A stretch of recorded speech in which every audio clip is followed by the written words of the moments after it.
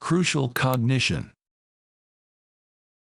Each person has a destiny that's actually crucially important, and that in the pursuit of that destiny, they start to see what is associated with the highest orders of meaning.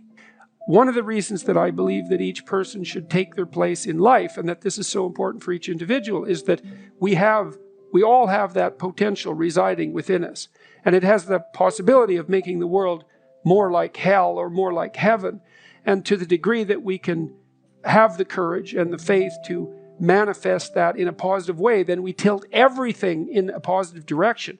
And that's not some naive sort of namby-pamby positive direction where everyone's nice to each other all the time. That's like the ongoing march of civilization that makes the world, that feeds people and cures disease and helps take care of children and keeps suffering under bay and keeps malevolence in check.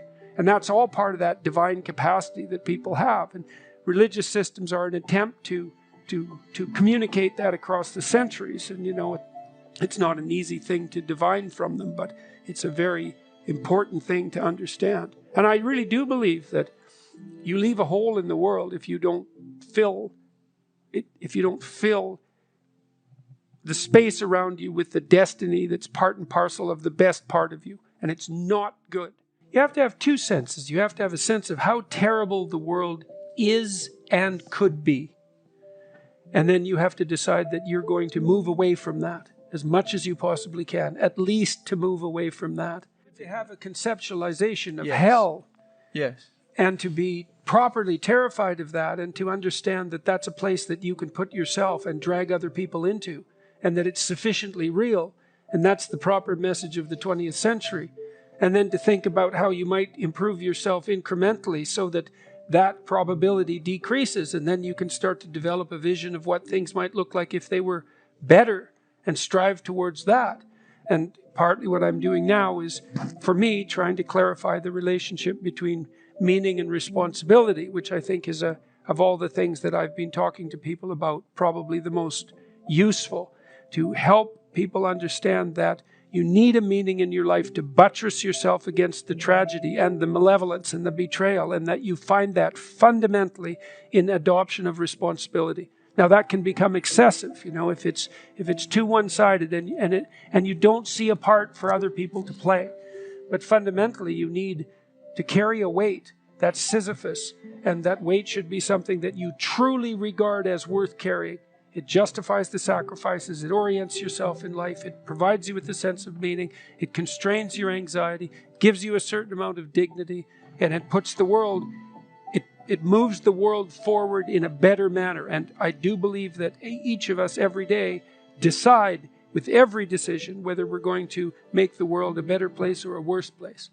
And so that's meaningful for me. That's the essence of what I believe meaning to be, the instinct that orients you towards proper action in the world. It's the most real thing there is. One of the things that people don't understand too, it's not laid out very clearly, is that a virtuous path, so that would be one that's oriented to some higher order goal, is a lot more difficult and requires a lot more courage and discipline and strength than an impulsive criminal path, even though there's a certain romance that's associated with that. That's probably better than hiding in your mother's basement, but that doesn't mean it's the highest order way that you can possibly be. And so part of orienting yourself in the world is to heed that call to adventure and to try to make the adventure as difficult as you can manage and as productive in consequence as you can manage. Some people just die, and horribly. Yeah, life's rough, no doubt about it. And if good luck comes your way, then you should be grateful for it. And if happiness manages to manifest itself, you should be grateful for that too. Well, I think the deck is stacked against everyone to some degree because life is very difficult and we all die. But some people do have it harder than others. And all of us have it very hard at some times in our lives. It's like, well, what's the alternative? You take responsibility for that and try to struggle uphill, because the alternative makes everything worse. It's not like it's fair. I know perfectly well that people have brutal lives. I've been a psychotherapist for 20 years. I've seen things you can't imagine, horror shows that you can't fathom. and people who have been hurt in so many ways, so many dimensions. It's like, bitter? Should they be bitter? Should they be resentful? Should they become violent? These things don't help. They have to struggle uphill despite their excess burden. And it's responsibility, not guilt. It's not necessarily their fault. We've been fed this unending diet of rights and freedoms, and there's something about that, there's something about that that's so pathologically wrong. And people are starving for the antidote, and the antidote is truth and responsibility, right? And it isn't because that's what you should do in some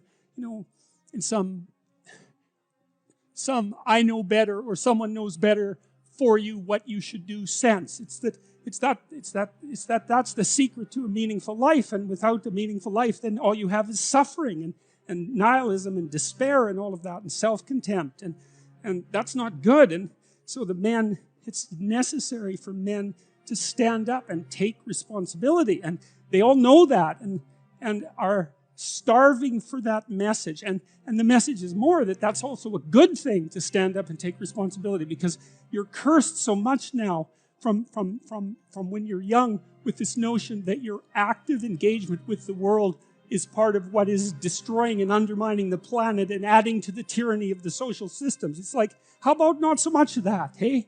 Because it's too soul deadening. It's anti-human right to the core. And my sense instead is that, if you were able to reveal the best of yourself to you in the world, that you would be an overwhelming force for good, and that whatever errors might be made along the way would wash out in the works. And that's the other thing that you see in the Abrahamic stories, because Abraham is not a perfect person by any stretch of the imagination. He's a real person, and he makes mistakes, but it doesn't matter. The overarching narrative is, maintain your covenant with God, and despite your inadequacies, then not only will you prevail, but your descendants will prevail. It's like, great, that's really good news, So it's been really something to see that in the stories.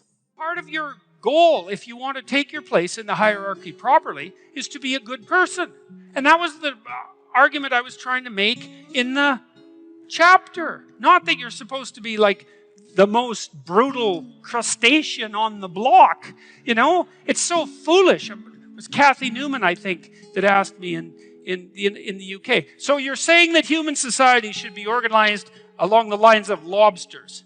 It's like, look, lady, if you're gonna insult someone, you might want to try accusing them of believing something that someone somewhere believed at least once in the entire history of the human race. And not that. Yes, absolutely. Lobsters for everyone.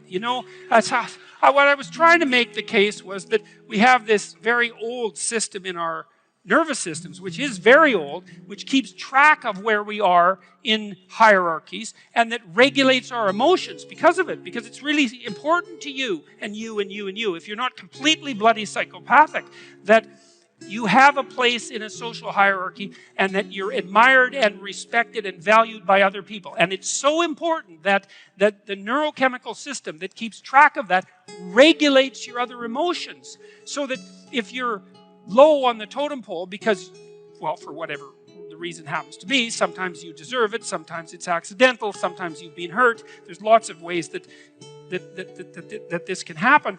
Your serotonin levels plummet like a defeated lobster, and then you feel way more negative emotion about everything and way less positive emotion about everything.